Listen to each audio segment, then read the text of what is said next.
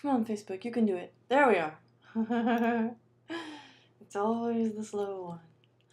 So what's up? It's Fundum Friday. I'm Alex Glow with Hackster, and we're going to talk about a cool Kickstarter project, as well as some other cardboard technology that you might not have heard of, and also some projects that you can make yourself from inexpensive materials at home using cardboard. Alright, so first up, I was on Kickstarter. I saw this thing called the Ohto musical keyboard. So what I like about cardboard is that it's renewable, right? You can like really abuse this stuff, and you can like do all kinds of terrible things. You can customize it with Sharpies and stuff. You can really make it your own, and then if you beat it up too much or you want to change your style or whatever, you just make another enclosure for it, and it's all good.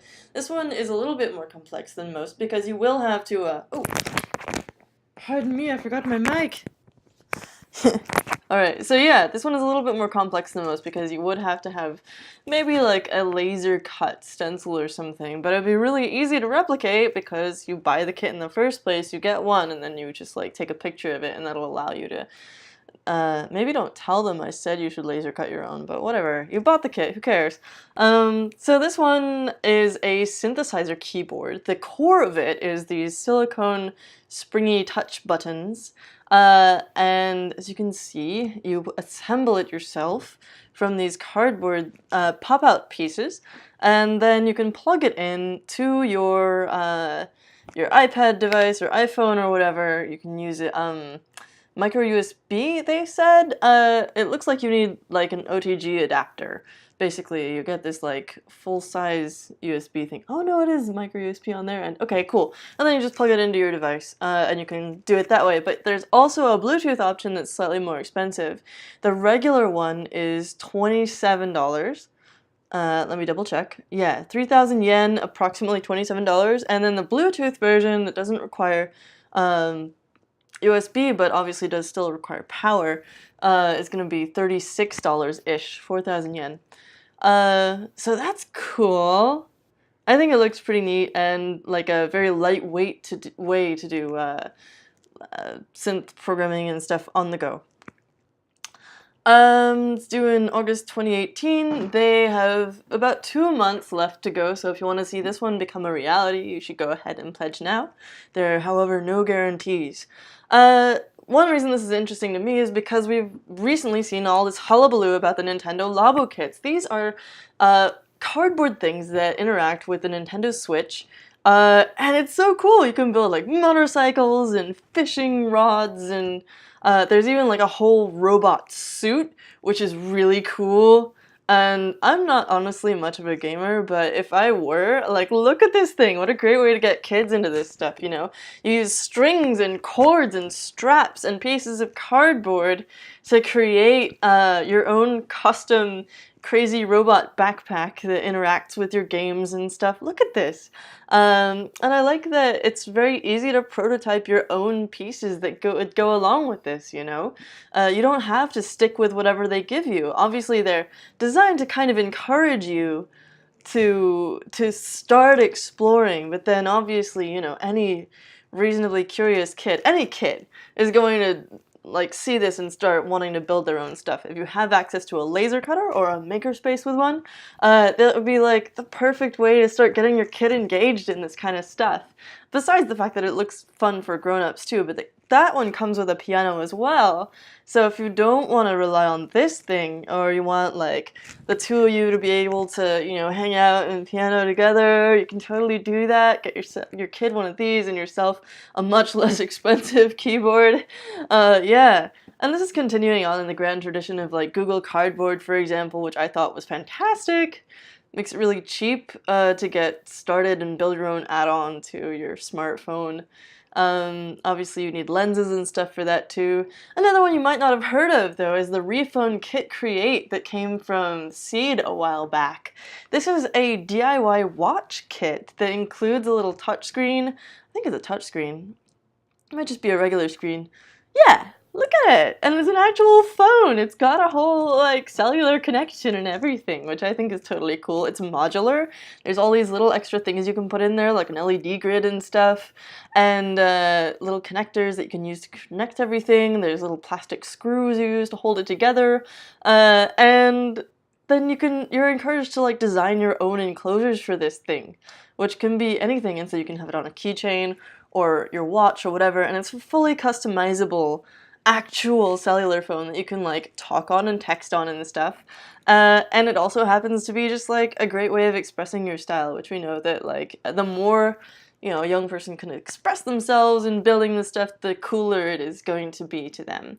Besides that, we've got 3 Hackster projects, so if you're just way too impatient and you want to get started right now, and you happen to have 3 tiny air pumps on hand, you can build your own pop machine. This is kind of cool because it utilizes the fact that if you have a sealed bottle with, you know, tubes coming in and out of the lid, if you pump air in from the top, then that's going to force liquid out through the other tube, and so you create your own little you know, pop dispenser. And this is one is also fun because there's a very grand tradition of bar bots, cocktail robots, and this would be a great way to go ahead and build your own. You know, this one uses manual buttons like your regular soda dispenser, or you could make little levers so it was like more automatic, you know, or, you know, distance sensors like the one at the airport that fills up your water bottle, or you could even do a programmable one with a little conveyor belt underneath that, like, says, okay, we want this much, you know, what's it, like a gin and this much vermouth, and then, like, dispense a little olive on here or something like that and put an umbrella in it and stuff, and, you know, you can have so much fun with this. I love it. And this is by A. Price, made by The Q. I'm not sure what the all the attribution is on that, but it's pretty cool looking. You could go for that. You could also make your own cardboard Smurfette lamp. This is sort of a papier-mâché kind of project. I dig the fact that they've included this very hands-on material making. Not just 3D printing, which I think is cool, but mostly done on the computer, right? And, like, laser cutting too. I'm always frustrated by how much time I spend monkeying around with creating the designs, which is awesome because they're very easily replicated, but it can also be faster to wait for papier-mâché to dry than it can be for your entire 3D print to come through. So in this case, they've put these blinky rainbow LED strips in, controlled by a Blinken Labs Blinky Tape controller board, which is pretty cool. It's made by a person called Nerdy Cat, who has a couple of other projects that are sort of similar to this. They're, like, you know, an understandable sort of simple project at heart, and then they just turn it into this, like, completely unique thing with their ingenuity and creativity. So you can see that this lamp goes between orange and pink, and it's super cute and stuff. So that one is by Nerdy Cat with a K. And finally we have a WhackaMole game with a cardboard box, you know? Like any other nerd, I have a bajillion of these Spark Fun boxes laying around. I mean, partly because it's my job and this is our office and we get stuff from there all the time. That, yeah, you know, so any of these, like, Amazon boxes, anything can become an enclosure. And you can paint it to make it look nicer, or you can just leave it as cardboard. This person, I think, just has, like, a pen showing what the numbers are on these buttons. And of course, it's really easy to just mock up designs. I know completely professional engineers, hardware engineers, who do, like, they mock up all of their work projects in cardboard first because it's cheap, it's fast, it's easy, and you can iterate incredibly rapidly for, like, $0 before they move on to, like, 3D printing and stuff. It's an excellent first step. And obviously you can create an entire, like, legit looking project, but you can also just use it for prototyping. This person's got these 9 buttons hooked up and they're using it as a game controller via this thing called the Sunfounder multi-control board. And yeah, there's all kinds of stuff like the Makey Makey or the Bare Conductive Touch board or other things that you can use to create interfaces, and then you just, you know, wire it up to a cardboard box and you've got something fun for, like, to play with. Super cool. So yeah, again, that is the Ohto DIY cardboard musical keyboard kit, going for $27 to $36, depending on whether you want Bluetooth or not. We've got the Nintendo Labo, which I think those are probably like way sold out and stuff.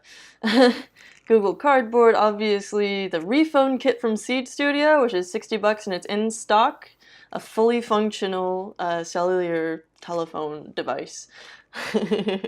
And then the cardboard pop machine, cardboard Smurfette lamp, and DIY Whack-A-Mole Game. And I'll put the links to all of those underneath this video. So go have fun. It's the weekend. You know, cut up some cardboard, grab your Sharpie, and just go nuts. It's gonna be awesome. Have a great rest of your Friday and a marvelous weekend. And I hope we see you again on Monday. Ciao!